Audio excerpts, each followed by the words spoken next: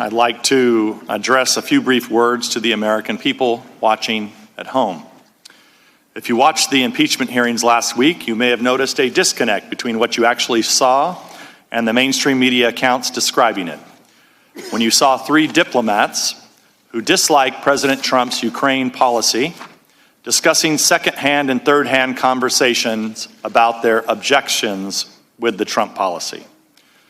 Meanwhile, they admitted they had not talked to the president about these matters, and they were unable to identify any crime or impeachable offense the president committed. But what you read in the press were accounts of shocking, damning, and explosive testimony that fully supports the Democrats' accusations. If these accounts have a familiar ring, it's because this is the same preposterous reporting the media offered for 3 years on the Russian hoax. On a nearly daily basis, the top news outlets in America reported breathlessly on the newest bombshell revelations, showing that President Trump and everyone surrounding him were Russian agents. It really wasn't long ago that we were reading these headlines. From CNN, Congress investigating Russian investment fund with ties to Trump officials. This was false. New York Times, Trump campaign aides had repeated contacts with Russian intelligence. Also false. Slate was a Trump server communicating with Russia. This was false. New York Magazine, will Trump be meeting with his counterpart or his handler? This was false. The Guardian, Manafort held secret talks with Assange and Ecuadorian embassy. Also false. BuzzFeed, President Trump directed his attorney to lie to Congress about the Moscow Tower project. All of these were false. There was no objectivity or fairness in the media's Russia stories, just as a fevered rush to tarnish and remove a president who refuses to pretend that the media are something different from what they really are, puppets of the Democratic Party. With their biased misreporting on the Russia hoax, the media lost confidence of millions of Americans, and because they refuse to acknowledge how badly they botched the story, they've learned no lessons and simply expect Americans will believe them as they try to stoke yet another partisan frenzy. In previous hearings, I've outlined 3 questions the Democrats and the media don't want asked or answered. Instead of shedding light on these crucial questions, the media are trying to smother and dismiss them. Those questions start with, what is the full extent of the Democrats' prior coordination with the whistleblower, and who else did the whistleblower coordinate this effort with? The media have fully accepted the Democrats' stunning reversal on the need for the whistleblower to testify to this committee. When the Democrats were insisting on his testimony, the media wanted it too. But things have changed since it became clear the whistleblower would have to answer problematic questions that include these. What was the full extent of the whistleblower's prior coordination with Chairman Schiff, his staff, and any other people he cooperated with while preparing the complaint? What are the whistleblower's political biases and connections to Democratic politicians? How does the whistleblower explain the inaccuracies in the complaint? What contact did the whistleblower have with the media, which appears to be ongoing? What are the sources of the whistleblower's information? Who else did he talk to? And was the whistleblower prohibited by law from receiving or conveying any of that information? The media have joined the Democrats in dismissing the importance of cross-examining this crucial witness.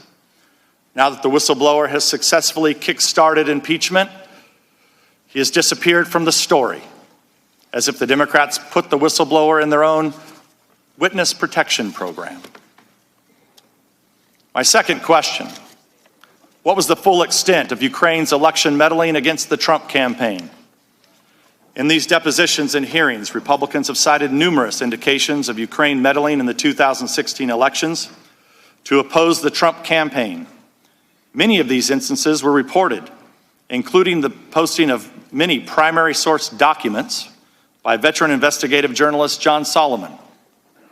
Since the Democrats switched from Russia to Ukraine for their impeachment crusade, Solomon's reporting on Burisma, Hunter Biden, and Ukraine election meddling has become inconvenient for the Democratic narrative, and so the media is furiously smearing and libeling Solomon. In fact, the publication The Hill told its staff yesterday it would conduct a review of Solomon's Ukraine reporting. Coincidentally, the decision comes just 3 days after a Democrat on this committee told a Hill writer that she would stop speaking to The Hill because it had run Solomon's stories. And she urged the writer to relay her concerns to Hill's management. So now that Solomon's reporting is a problem for the Democrats, it's a problem for the media as well. I'd like to submit for the record John Solomon's October 31st story entitled "Debunking Some of Ukraine's Scandal Myths About Biden and Election Interference." I encourage viewers today to read this story and draw your own conclusions about the evidence Solomon has gathered.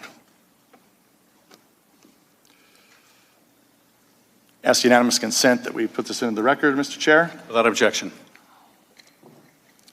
The concerted campaign by the media to discredit and disown some of their own colleagues is shocking. And we see it again in the sudden denunciations of New York Times reporter Ken Vogel as a conspiracy theorist after he covered similar issues, including a 2017 Politico piece entitled "Ukrainian Efforts to Sabotage Trump Backfire." My third question: why did Burisma hire Hunter Biden? What did he do for them? And did his position affect any U.S. government actions under the Obama administration? We have now heard testimony from the Democrats' own witnesses that diplomats were concerned about a conflict of interest involving Hunter Biden.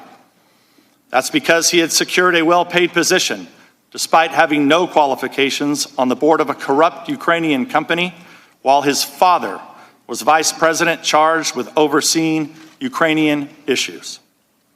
After trying out several different accusations against President Trump, the Democrats have recently settled on bribery. According to widespread reports, they replaced their quid pro quo allegation because it wasn't polling well. But if the Democrats and the media are suddenly so deeply concerned about bribery, you would think they would take some interest in Burisma paying Hunter Biden $83,000 a month. And you think they would be interested in Joe Biden threatening to withhold U.S. loan guarantees unless the Ukrainians fired a prosecutor who was investigating Burisma. That would be a textbook example of bribery. The media, of course, are free to act as Democrat puppets, and they're free to lurch from the Russia hoax to the Ukraine hoax at the direction of their puppet masters. But they cannot reasonably expect to do so without alienating half the country who voted for the president they're trying to expel. Americans have learned to recognize fake news when they see it, and if the mainstream press won't give it to them straight, they'll go elsewhere to find it, which is exactly what the American people are doing.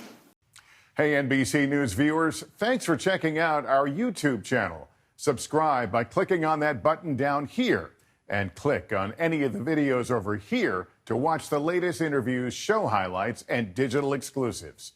Thanks for watching.